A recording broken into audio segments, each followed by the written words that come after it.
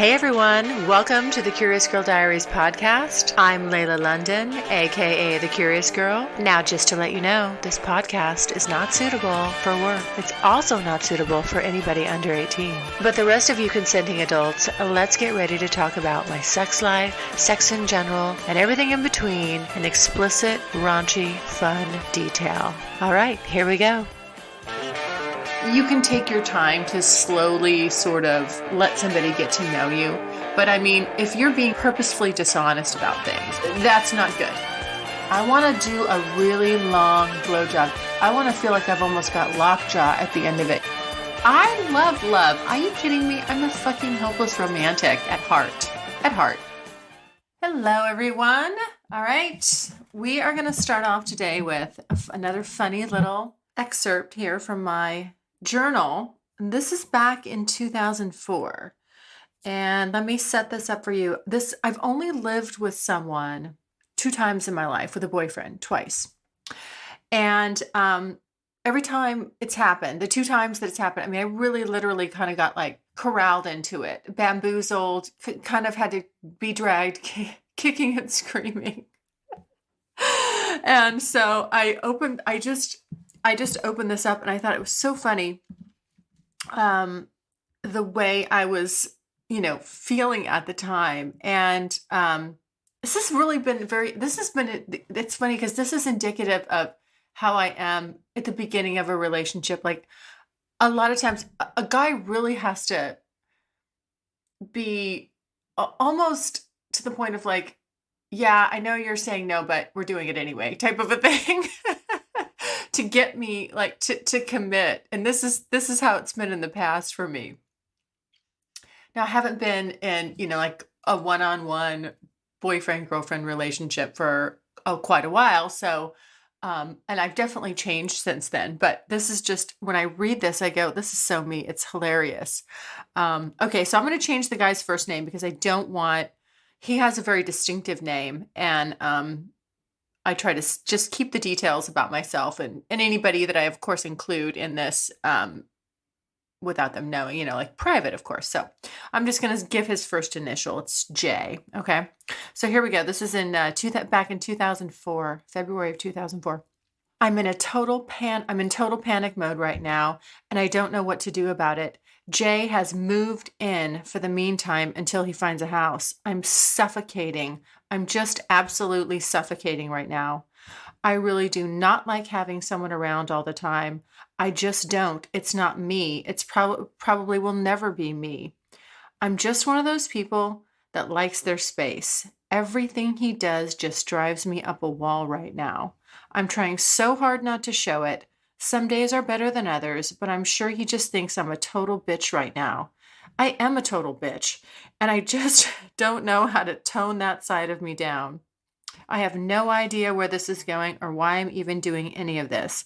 I told Jay that this moving in was not a good idea. I did not want this. I knew I would hate it, and now I do. My space is being invaded, and I absolutely can't stand it. I'm too selfish and stubborn. I feel trapped, and I don't want him to know. I'm such a terrible person. God, I really am. Why can't I just be normal? Most girls want to live with a guy. I need to have my head examined. Right now, I feel so distant from Jay.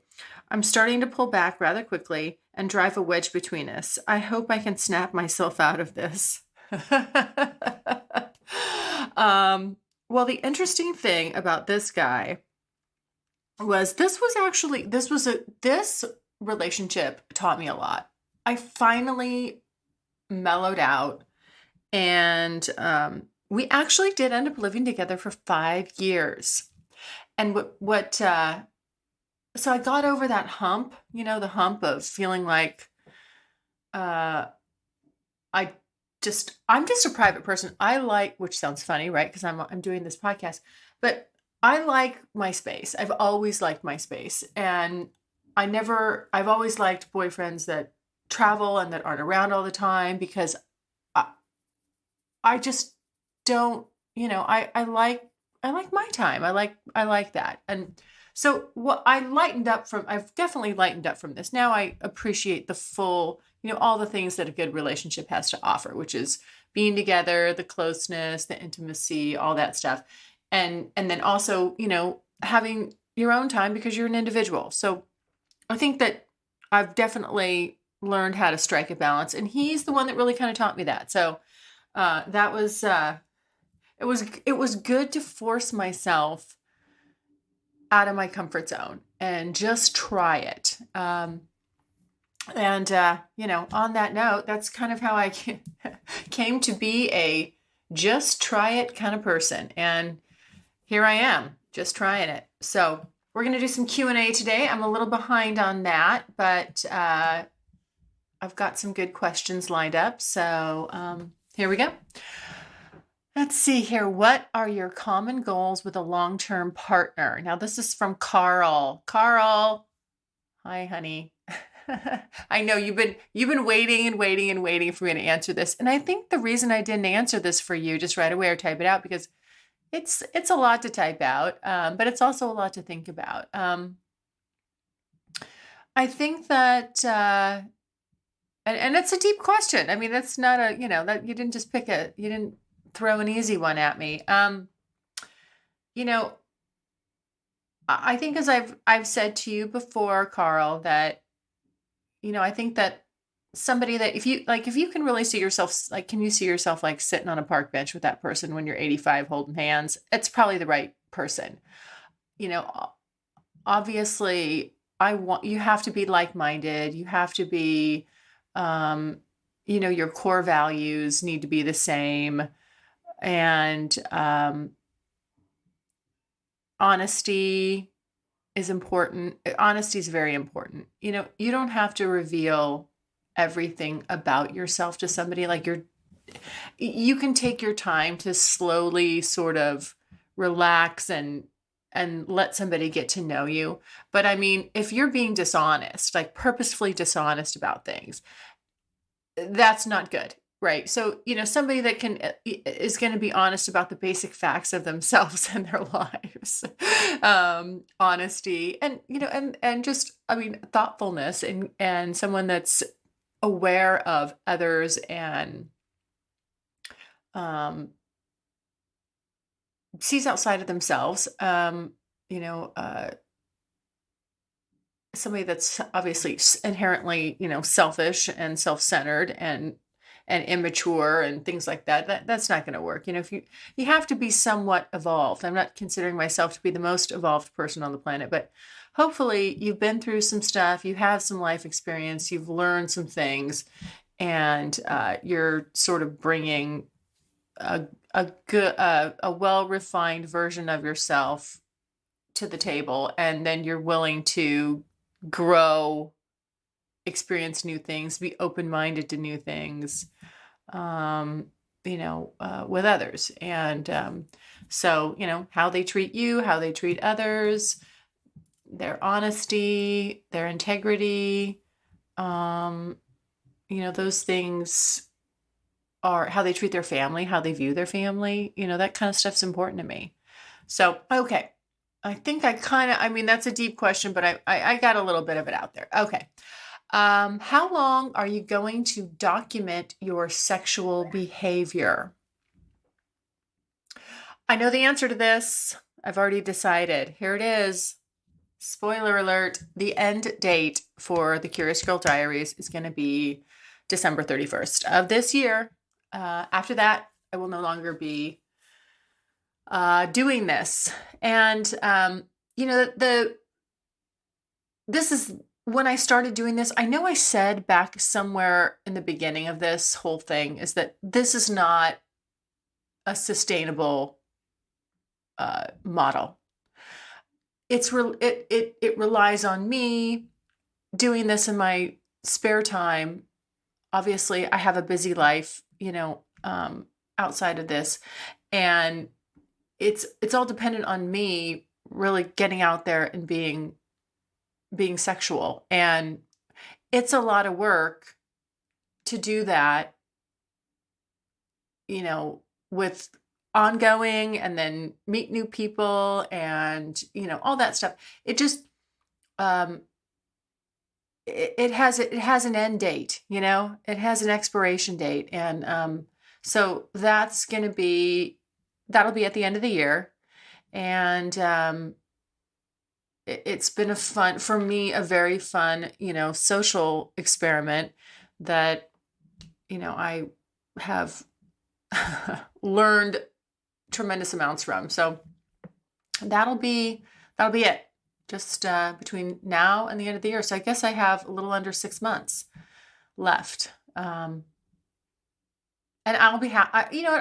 I'll be ready to just be done with it. I thought it was only going to be a year, quite frankly, but I had some life kind of happened, and things sort of interrupted the last, I guess 70 or 30% of last year, and and into the beginning of this year. And so I just thought, I'll just push it to the end of the year and be done. What do you fantasize about the most? It just, that varies. I think, like a lot of people, whatever's on my mind, whatever's really getting me charged up, floating my boat. Right now, the most recently, it's hand jobs and blow jobs. I'm just in a cock-sucking state of mind. I mean, I want to do a really long blowjob. I want to feel like I've almost got lockjaw at the end of it. I'm in it for the experience. I want to do the marathon, blowjobs, hand jobs, have it be long, slow, and deliberate, and have somebody I want those balls full, swollen, and ready to explode by the time I'm done. So there you go. What are your pet peeves? Shit. There's a lot of them. I'm kind of a snippy. I can be snippy. Guys. You've heard it. You've heard it on this podcast. Oh shit. I mean, there's a lot of them. I mean, again, that probably really depends more on my mood. What's irking me at the time. Probably,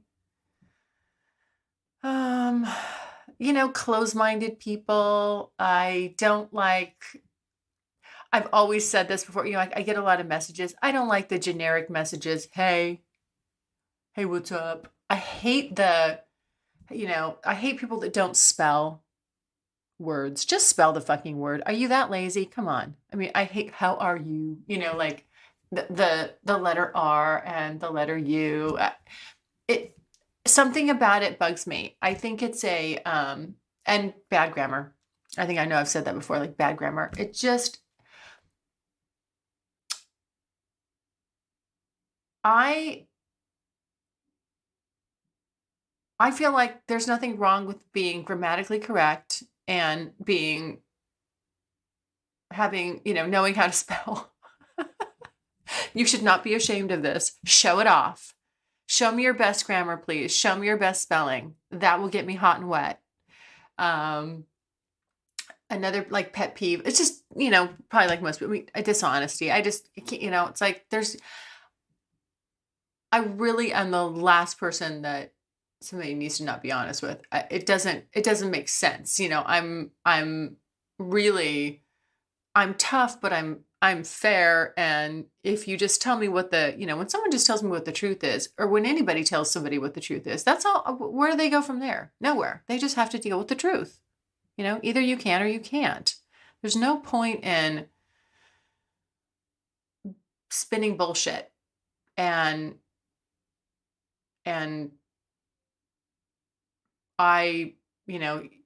that just won't get you anywhere with me. Now, yeah, I mean, it just doesn't, I feel it's completely unnecessary.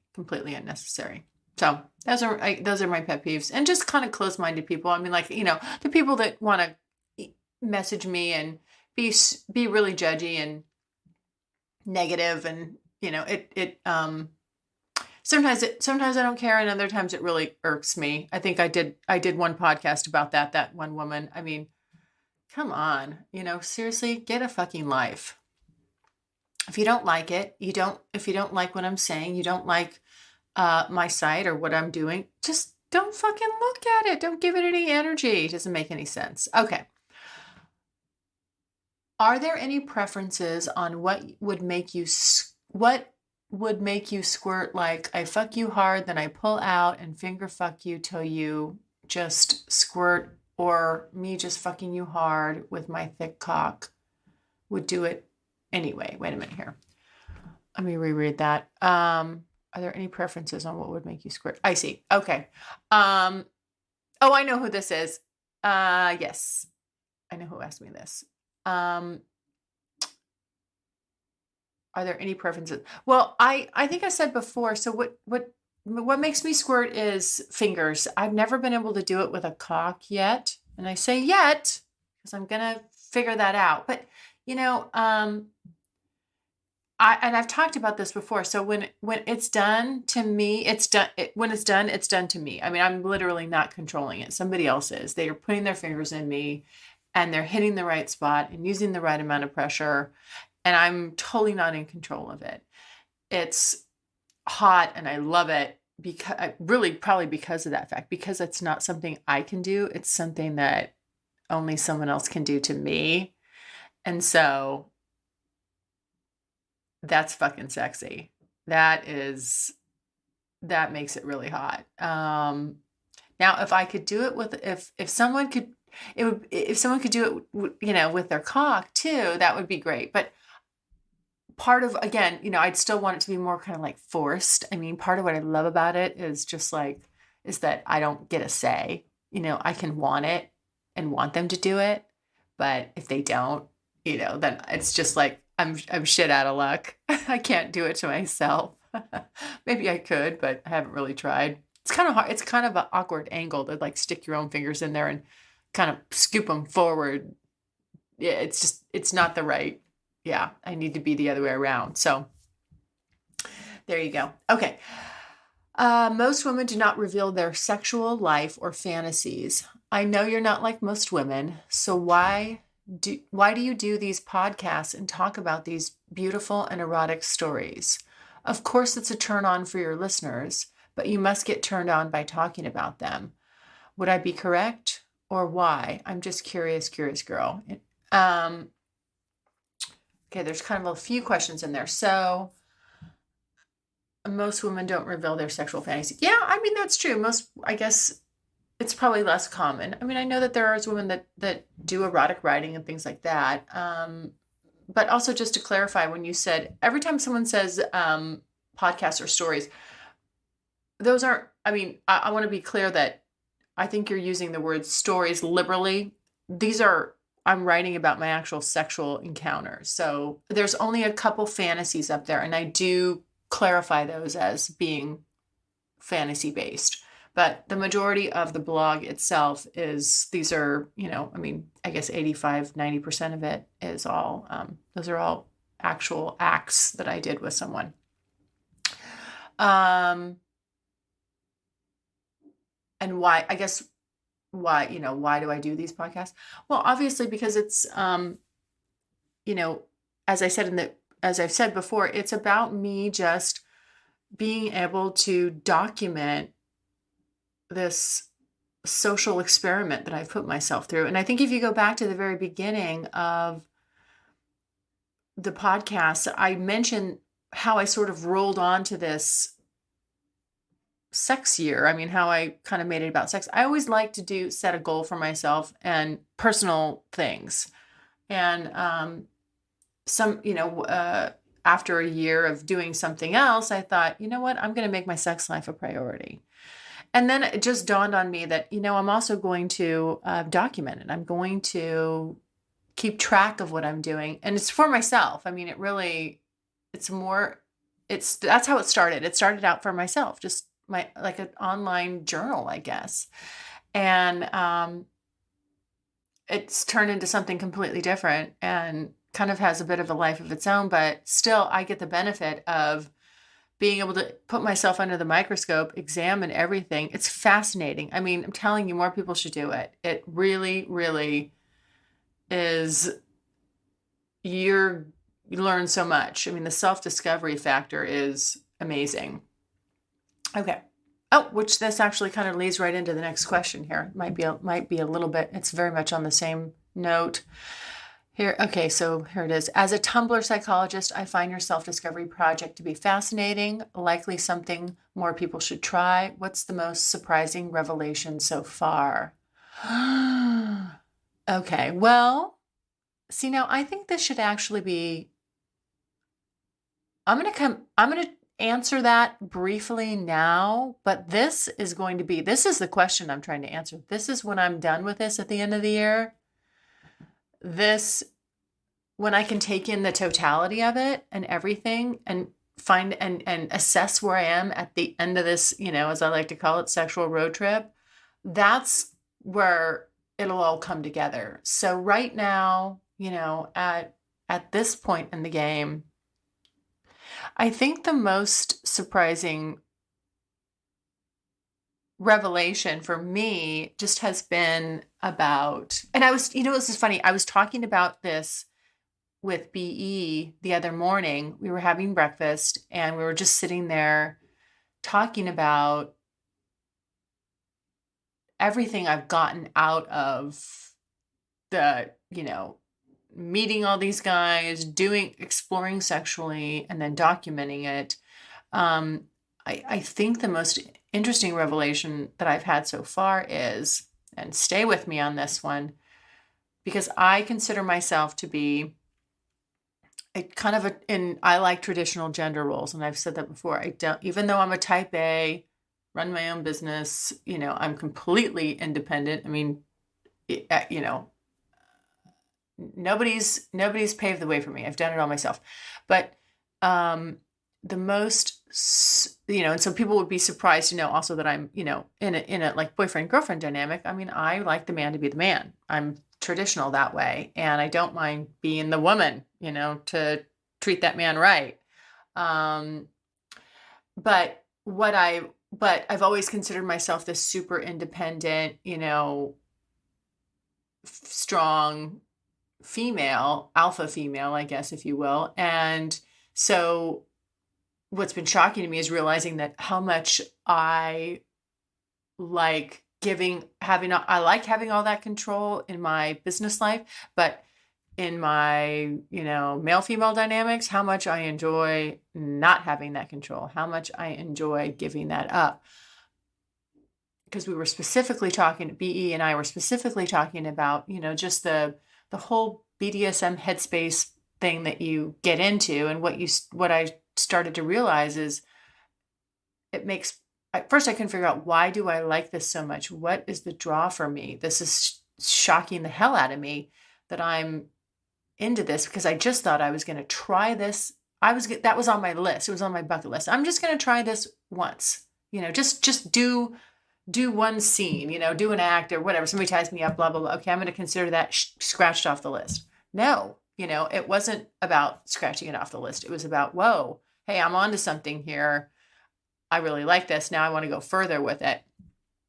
And so that's been, I just think that's been the most shocking revelation. And then the more I started to think about it, the more I really realized, you know what? The typical male-female gender roles, the way I like a relationship, with kind of the guy being a dominant guy, not disrespectful, just, the man's the man. It makes it's like, that makes perfect sense. No wonder I like that sexually too. And I never stumbled on it before. And it also made sense to me now going through this, makes sense to me why, I've had a lot of really nice guy boyfriends, nice guys. Didn't work out. I'm like, why can't I, like, this guy's great on paper. He's perfect. He's all these things. He wants to marry me, blah, blah, blah, yada, yada, yada. I'm checking off all the boxes, but it's like something's missing for me. And the guy was just too passive, too much of a soft touch, and nothing. I mean, these are great guys, but I could never understand why I couldn't quite get there, like with them. And now, coming full circle, going through all this, I'm like, holy shit, Okay, that's why, because I see, I knew I was just like, I knew I was a type A woman, but I just didn't understand it, like how I couldn't make all the pieces of the puzzle fit together. So I know that was kind of a long rant, and but I think that'll be expanded on, as I continue to do this. But right now, that's kind of my most, so far, my most surprising and kind of deep revelation. Okay, next question. I think you like being anonymous and teasing the hell out of your listeners. It's just a statement. There's no question mark there, but I'll dig into that. I do like being anonymous. A lot of people want to know, they want to see pictures of me. They want, like, my face. They want, they want to know who I am, more about me. The truth of the matter is, obviously, there's two factors going. I want to maintain my privacy. I want to stay anonymous. The other side of that is, I believe the beauty of it is that I am anonymous. So whatever fantasy you have in your mind, whoever you think I am, whatever, you've built this up to be, or how it relates specifically to you, it gets to stay relatable specifically to you, because I'm not trying to detract from that.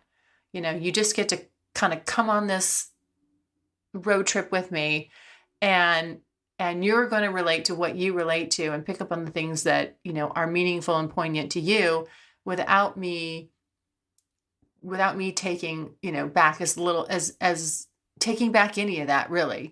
Just, I think the kind of the power in this is me staying anonymous. And so that's the way I will, and there will be no big reveal. No big reveal coming. Sorry, guys. Okay. Let's see. Next question. I listened to your podcast where you talk about Cowboy N and BE. And maybe that was the last one. Okay. They seem like two very different guys. How can your taste be so varied? Are you sure you're not using them? How can they trust you when you run around with this fake persona? Well, where do I start with that? Okay. Yes, they are two very different guys, for sure. There's some core basics, and then there's some complete big differences. I've said that what this whole experience has helped me do is really be in the moment. And some people, some of the interactions I have are way more in the moment, like mind melting, mind clearing in the moment. And others are just like helping me be truly enjoying someone for who they are, just not for what I want them to be, not for where I'm hoping anything goes, or how I can steer things or manipulate things, or, make things come about. It's truly, truly just enjoying someone for the who they are. And that's hard to do. It's hard for me to do. It's been hard for me to do. I think it's hard for a lot of people to do, because a lot of times when you're with someone, you have an agenda. You're working an agenda, and I'm not working an agenda. I'm literally along for the ride. I'm up for wherever something goes or doesn't go. That's okay too. So because of that, I get to step outside of my normal box, my limiting box, and go with what's feeling good and what feels right. And I get to push out a lot of the normal judgments on why it shouldn't be right, or why it has to be this way and not that way. So on that level, yes, I do get to experience people that are different backgrounds, different worlds, different, belief systems, they're different sexually, they interact with me sexually. You have one relationship that's this way, another one that's that way. It's fun. It's an experience. It's a road trip. It's not supposed to be completely driven by me. And then just the last kind of question you had there about how can they trust you when you run around with this fake persona?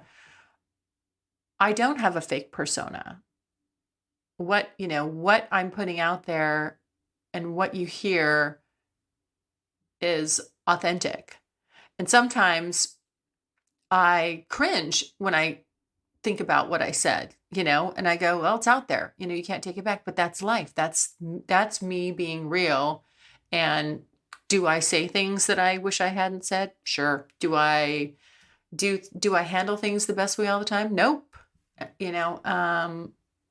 Do I get pissy and bitchy and, grumpy? And yeah, of course I do. I'm a human being. So they get all of it. Believe me, they get the real me. It's not.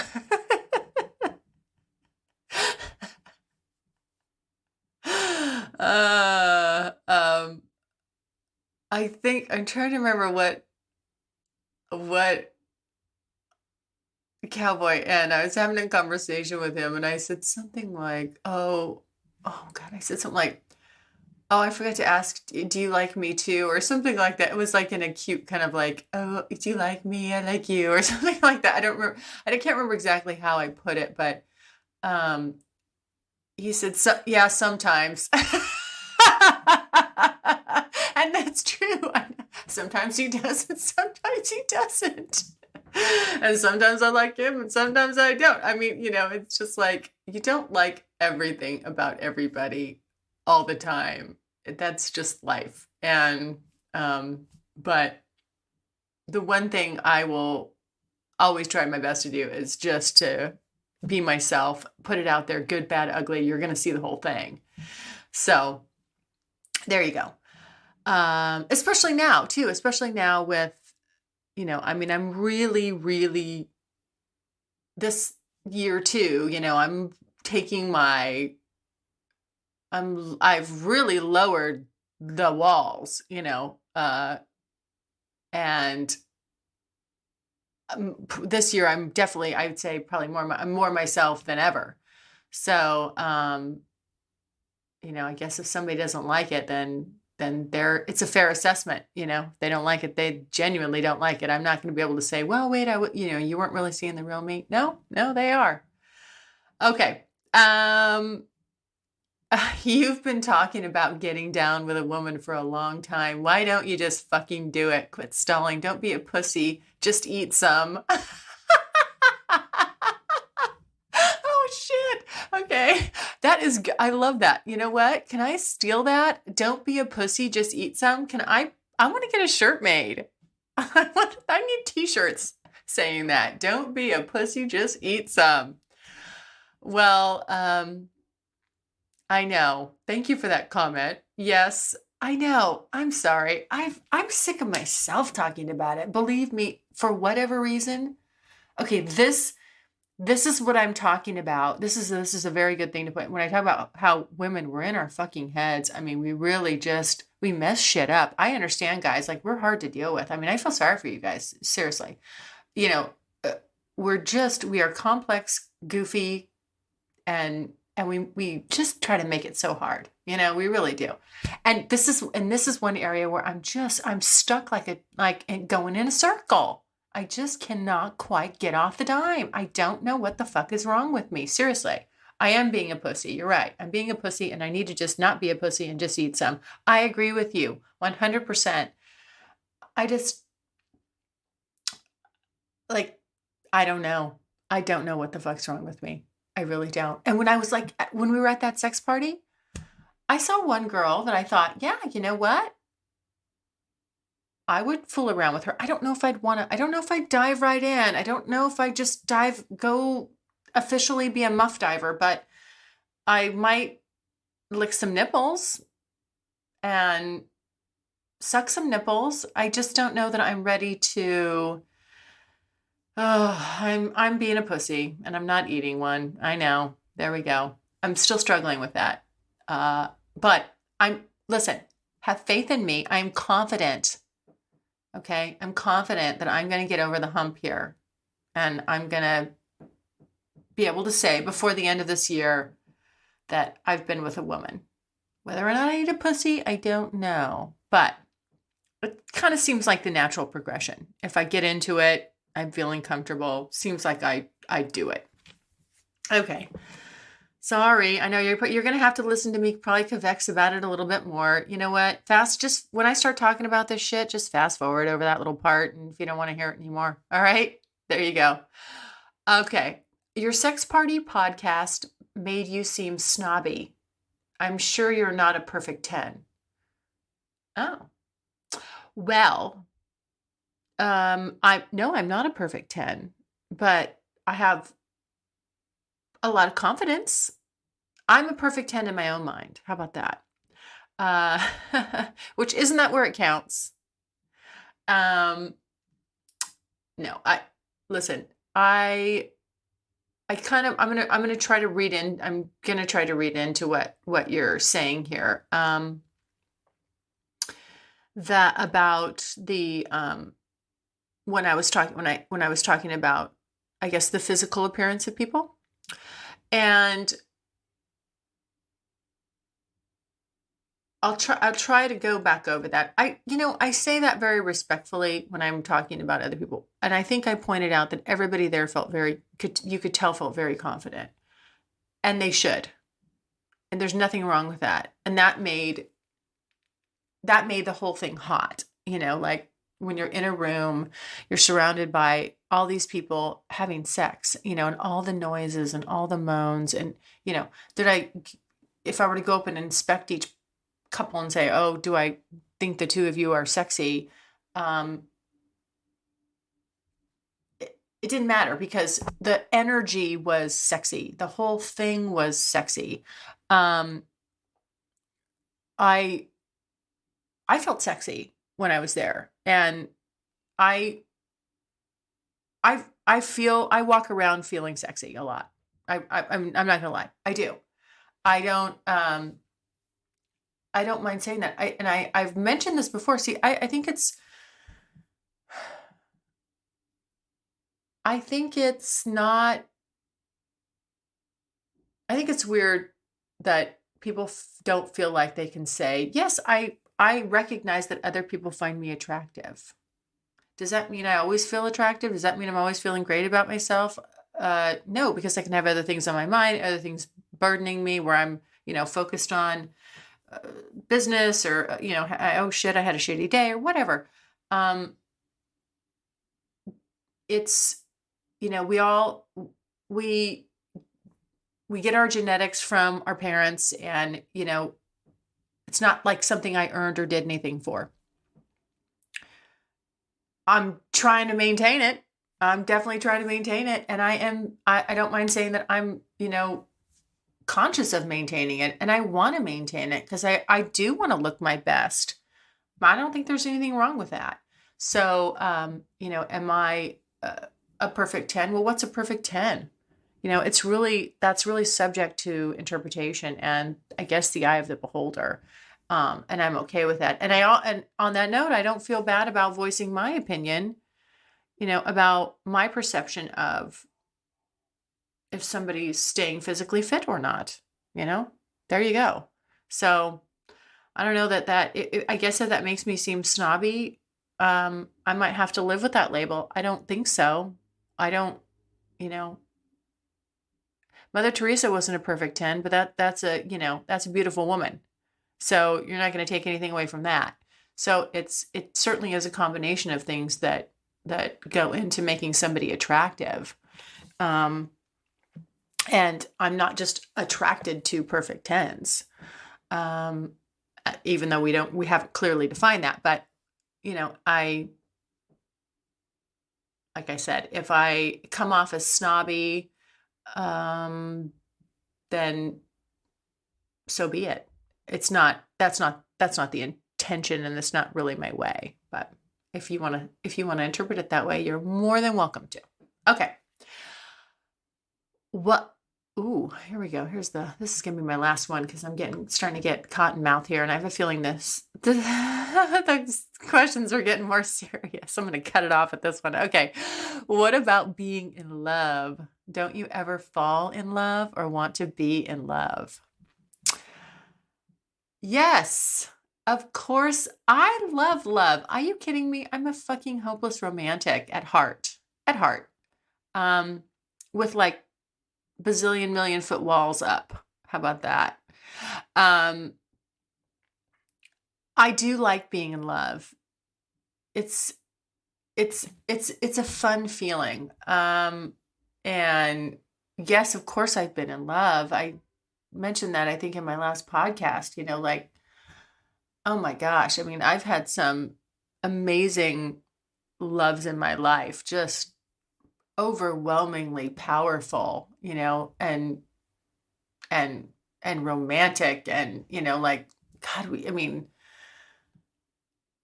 didn't just text, we would write each other love letters, just like, oh God, that stuff. I fucking could spoon that shit up and just drink it and marinate in it and roll around in it.